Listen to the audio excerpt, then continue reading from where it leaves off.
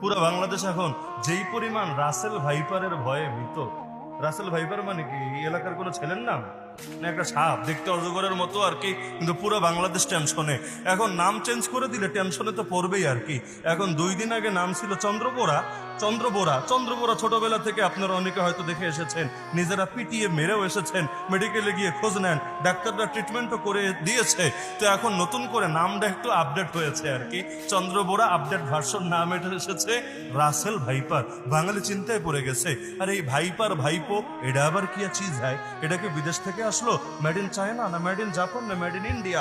বহুত টেনশনে। আর গুজববাজরা তো বসেই আছে, কারণ এগুলো যত মার্কেটে ছড়ানো যাবে সিলেটের বন্যার কথা মানুষ তত বলে থাকবে, ব্যর্থতার চিত্রগুলো তত ডুবিয়ে রাখা যাবে, আর আলেম ওলামার উপরে যত জুলুম হয় এগুলো তো সব মিছে যাবে। ফিলিস্তিন নিয়ে ধোকা খোলা নিয়ে মানুষ বহুত আন্দোলন করছিল, ওই সেন্টিমেন্টটা ঘুরিয়ে দেওয়া যাবে। কারণ আজে বাজে